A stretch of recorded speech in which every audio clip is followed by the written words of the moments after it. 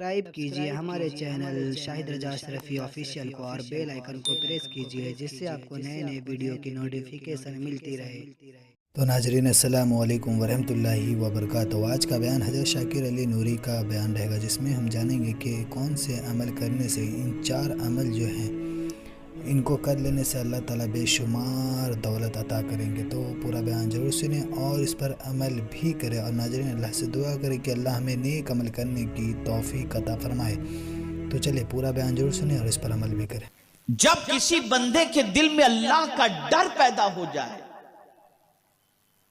जाहिर में भी अल्लाह से डरे, बातिन में भी अल्लाह से डरे, अंधेरे में भी अल्लाह से डरे और उजाले में भी अल्लाह से डरे, अल्लाह का डर उसके वजूद पर तारी हो जाए और वो तकवा इख्तियार कर ले, तो मौला फरमाता है ऐसी जगह से रोजी दूंगा जहां उसका गुमान भी नहीं पहुंचता होगा, बेहिसाब रोजी अता करूंगा। और आज अगर हम मुआशरे का जायजा लें तो आज मुआशरे की सिचुएशन ये है कि आदमी सबसे डरता है सिवाय अल्लाह के। अल्लाह का डर उसके दिल से ऐसा निकल गया, ऐसा निकल गया, ऐसा निकल गया कि उसको ये ख्याल ही नहीं कि मुझे अल्लाह को जवाब देना है या मेरा मौला मुझे देख रहा है, कुछ भी नहीं। और जब ये अल्लाह का डर निकल गया तो रोजी तंग हो गई। जब अल्लाह का डर निकल गया इंसान तंगदस्ती का शिकार हो गया।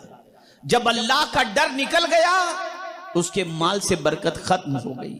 जब अल्लाह का डर निकल गया कारोबार मंदा हो गया। जितना ज्यादा बंदा अल्लाह का डर दिल से निकाल देगा उतनी परेशानी का शिकार होगा।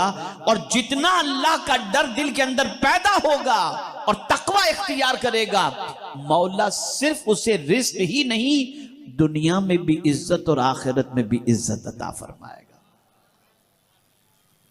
तो तकवा, अल्लाह का डर, अल्लाह का खौफ। अब अल्लाह का डर कहते किसे हैं,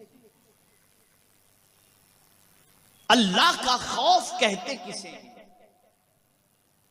तो मेरे प्यारे आका सल्लल्लाहु ताला अलैहि वसल्लम के प्यारे दीवानों, बहुत तफसील से मैं इस पर गुफ्तगू करने की बजाय मैं आपको समझा दूं ताकि एक बात भी अगर आपने जहन के अंदर महफूज कर ली तो ये बात आपके लिए काफी मुफीद होगी। अल्लाह का डर किस एतबार से, इसको पहले समझो। अल्लाह की पकड़ बहुत सख्त है। इन्ना बतश रब्बिका लशदीद, बेशक अल्लाह की पकड़ बहुत सख्त है।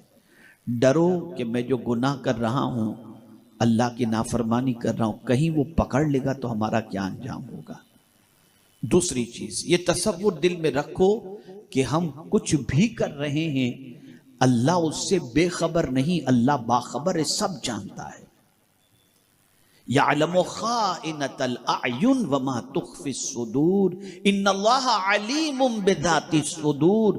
दिल के छुपे हुए भेद को भी जानता है और आंखों की खयानत को भी जानता है। इन्नल्लाह ला यख्फा अलैहि शैउन फिल अर्द वला फिस समा। जमीन और आसमान में कोई चीज ऐसी नहीं जो अल्लाह अज़्ज़ा व जल्ल से छुपी हुई हो। पुलिस देख रही हो तो जुर्म नहीं करते, और खुदा देख रहा है और बेधड़क गुनाह कर रहे हैं। कोई अल्लाह का डर दिल में नहीं। वो कौन सी बुराई है जो आज हमारे मुआशरे के नौजवान नहीं कर रहे। गंदी पिक्चरों से लेकर, गंदे कामों से लेकर, हराम कारोबार से लेकर, कौन सी चीज ऐसी है जिसमें अल्लाह को मानने वाला बंदा इल्ला माशाअल्लाह मुलव्विस नजर ना आता हो। डरो अल्लाह से, तसव्वुर दिमाग के अंदर बिठा लो कि कोई देख रहा हो या ना देख रहा हो, मेरा मौला देख रहा है, मेरा रब देख रहा है, मेरा माबूद देख रहा है। ये डर अगर दिल में पैदा हो गया और आदमी अपने वजूद को गुनाहों से रोका, अल्लाह अकबर, मेरा रब फरमाता है बेहिसाब रोजी अता करूंगा, जहां गुमान नहीं पहुंचेगा वहां से मैं तुझे अता करूंगा। तो ये पहला नुस्खा है अल्लाह से डर का। आप चाहते हैं तंगी दूर हो जाए, मंदी दूर हो जाए, तो लोगों का पैसा खा करके तंगी दूर नहीं होगी, हराम कारोबार से तंगी दूर नहीं होगी, नाजायज कारोबार करने से पैसा नहीं आएगा। अल्लाह से डरोगे और डर कर तुम अल्लाह अज़्ज़ व जल्ल का फज़ल, अल्लाह से डरोगे और डर कर तुम अल्लाह अज़्ज़ व जल्ल का फज़ल तलाश करते हुए मार्केट में जाओगे, तो मेरा करीम तुम्हारे लिए रिस्क के दरवाजे को खोल देगा, इसलिए कि ये उसका वादा है। पहला नुस्खा ये हुआ। अब आइए दूसरा नुस्खा अर्ज करूं। वामुर अहलक बिस्सलाह वस्तबिर अलैहा ला नसअलुका रिज़्क़ा नहनु नरज़ुकुक। अल्लाह इरशाद फरमाता है अपने अहलो अयाल को नमाज का हुक्म दो और उस पर जमे रहो, खुद भी नमाज पढ़ो और अपने घर वालों को भी नमाज का हुक्म दो। और फिर अल्लाह फरमाते ला नसअलुका रिज़्क़ा, मैं तुमसे रोजी नहीं मांगता, नहनु नरज़ुकुक, मैं तुम्हें रोजी अता करता हूं।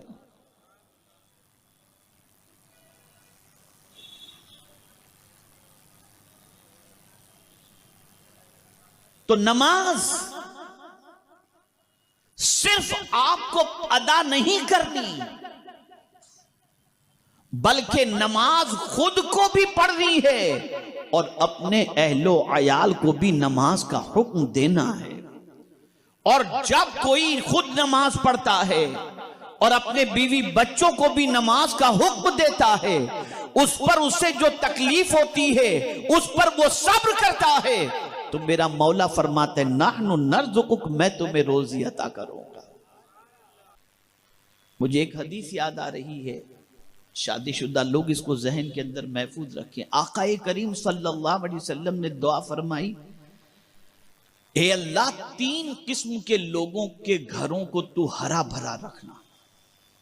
कौन दुआ कर रहा है? मदीने के ताजदार सल्लल्लाहु अलैहि वसल्लम। वो आलिम जो इल्म पर अमल करे और लोगों को इल्म और अमल की दावत दे, ए अल्लाह तू उसके घर को हरा भरा रखना। दूसरी दुआ, मेरे 2 उम्मतियों के दरमियान इख्तिलाफ पैदा हो जाए और जो दोनों के दरमियान सुलह करा दे, मौला उस सुलह कराने वाले के घर को हरा भरा रखना। और तीसरी दुआ पैगंबर रहमत सल्लल्लाहु अलैहि वसल्लम ने ये फरमाई, ए अल्लाह जो औरत अपने शौहर को नमाज के लिए उठाए और जो शौहर अपनी औरत को नमाज के लिए उठाए, ए अल्लाह उसके घर को हरा भरा। तो अगर कोई बीवी अपने शौहर को नमाज के लिए उठाती है या कोई शौहर अपनी बीवी को नमाज के लिए उठाता है, अरे सारी दुनिया एक तरफ और मदीने के ताजदार की दुआ एक तरफ, अल्लाह उसके घर को यकीनन हरा भरा रखे।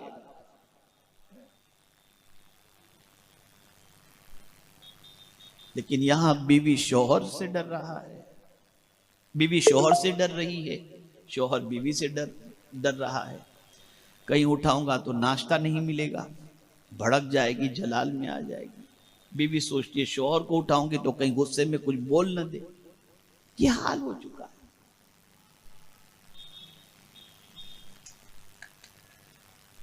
अगर चाहते हो कि अल्लाह रिस्क में फरावानी अता फरमाए, तो नमाज खुद भी पढ़ो, अपने बीवी बच्चों को भी नमाज का पाबंद बनाओ। तो दो नुस्खे हो गए। पहला नुस्खा, अल्लाह से डरो, कहीं भी रहो अल्लाह देख रहा है, अल्लाह से छुप नहीं सकते, हर गुनाह से बचो। दूसरा नुस्खा, खुद भी नमाज पढ़ो, अहलो अयाल को भी नमाज का हुक्म दो। तीसरा नुस्खा कुरान ने इस्तिगफार का बताया। अल्लाह की बारगाह में मगफिरत की भीख मांगते रहो, उठते बैठते चलते फिरते अस्तगफिरुल्लाह अस्तगफिरुल्लाह अस्तगफिरुल्लाह। दिल से इस्तिगफार करो, जो गुनाह तुम्हारे हो चुके हैं ना, दिल से इस्तिगफार करो, अल्लाह मुझे माफ फरमाए, अल्लाह मुझे माफ फरमा, माफी मांगते रहो अल्लाह से। तो क्या होगा?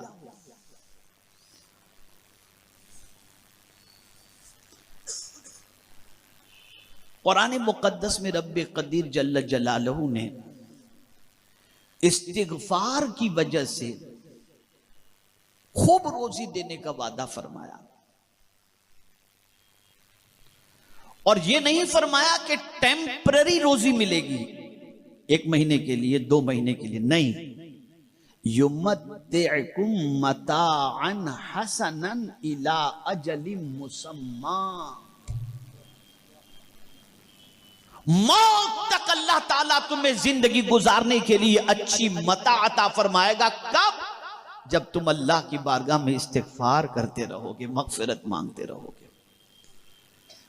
इस्तिगफार ऐसा वजीफा है, ऐसा वजीफा है कि अगर कोई उठते बैठते चलते फिरते इस्तिगफार करे, अस्तगफिरुल्लाह अस्तगफिरुल्लाह अस्तगफिरुल्लाह पढ़ता रहे और दिल से अल्लाह की बारगाह में माफी मांगता रहे, तो अल्लाह ताला उसके बदन में कुव्वत भी अता फरमाता है और आसमान से बारिशें भी नाज़िल फरमाता है। तो अब ये हदीस ध्यान में रखो। अब आकाए करीम सल्लल्लाहु अलैहि वसल्लम का फरमान सुने। आकाए करीम सल्लल्लाहु अलैहि वसल्लम इरशाद फरमाते हैं कि जो शख्स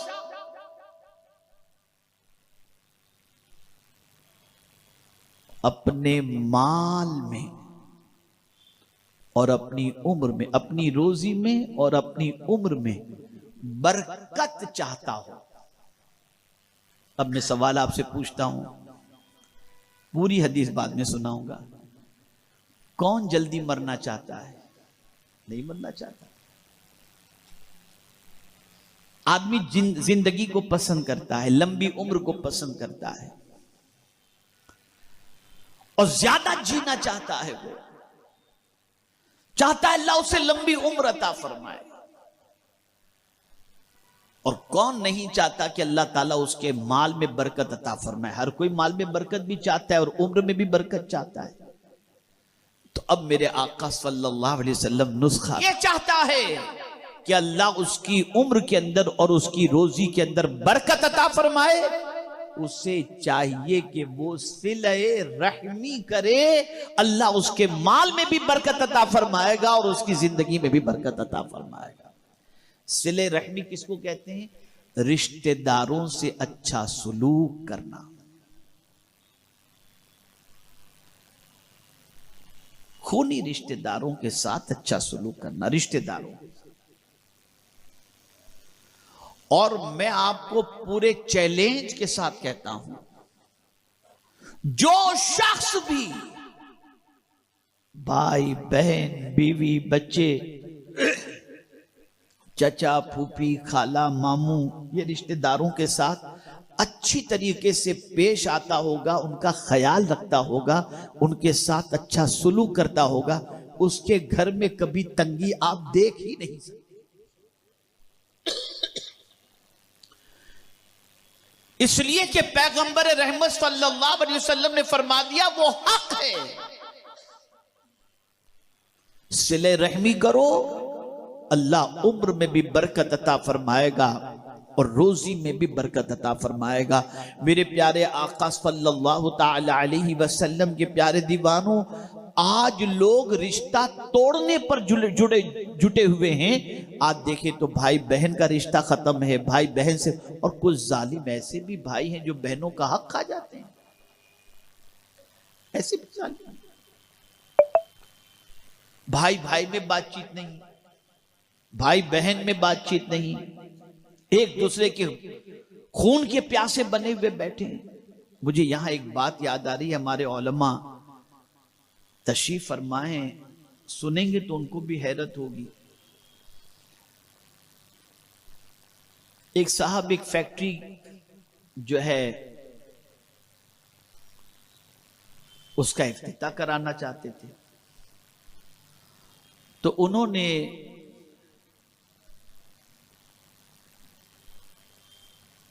इस चीज का ख्याल किया कि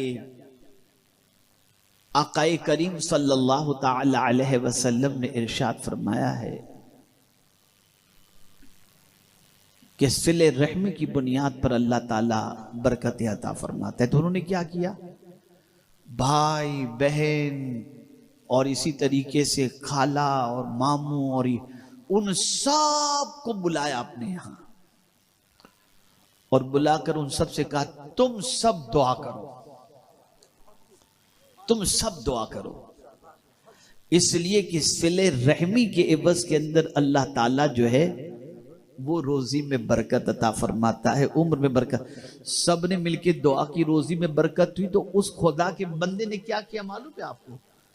उस खुदा के बंदे ने इतनी बरकत अल्लाह ने उसे दी, इतनी बरकत दी, उसने कहा भाई आप लोगों की दुआओं से अल्लाह ने बरकत अता फरमाई है, सबके बच्चे हम सब मिल करके अब मदीने का सफर करेंगे। अल्लाह ने इतनी बरकत अता फरमाई। यहां तो शादी घर के अंदर हो तो इतना टेंशन होता है, बहन मुंह अलग लटका के बैठी है, सास अलग लटका के बैठी है, खाला अलग, मामू अलग, मनाते मनाते मनाते वो शादी गम में तब्दील हो जाती है कि ये क्या है। ये हाल हो चुका है हमारा,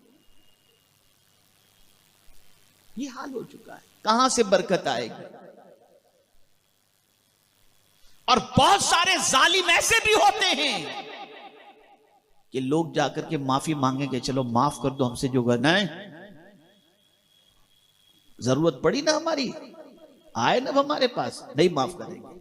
सुन लें वो लोग जिनसे कोई माफी मांगने के लिए आए और उसके बाद भी जो माफ नहीं करते, वो सुन लें, कान खोल करके सुन लें। आकाए करीम सल्लल्लाहु अलैहि वसल्लम ने इरशाद फरमाया, अगर कोई शख्स किसी से माफी मांगता है और माफ उससे नहीं किया जाता, यानी सामने वाला जिससे माफी मांगा है वो शख्स उसे माफ नहीं करता, तो माफ न करने वाला कयामत के दिन मेरे हौजे कौसर पर ना आए।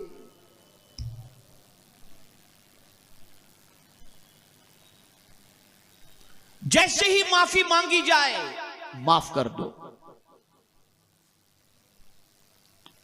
और सुन लें, बहुत सारों के जहन में शैतान ये वसवसा डालता है कि यार माफ करेंगे तो ये समझेगा मैं बुज़दिल हो गया। नहीं, माफ करूंगा तो समझेंगे कि यार मेरी इज्जत कम हो जाएगी, मैं अगर माफ करूं मैं तो छोड़ूंगा नहीं। तो इस सब शैतानी वसवसा है। हुजूर सल्लल्लाहु अलैहि वसल्लम फरमाते हैं, सदका देने से माल कम नहीं होता और माफ करने से इज्जत कम नहीं होती। तुम लोगों को माफ करने में जल्दी करो, खुदा तुम्हें माफ फरमा देगा, खुदा तुम्हें माफ। तो रिश्तों को जोड़ो, अकीदा मुकद्दम, अकीदा मुकद्दम, रिश्तों को जोड़ो। जैसे ही रिश्ते जुड़ेंगे बस अल्लाह रिस्क में फरावानी अता फरमा देगा। अब बात काफी हद तक आपकी समझ में आ चुकी होगी कि रिस्क में तंगी की वजह क्या है और रिस्क की तंगी का इलाज क्या है।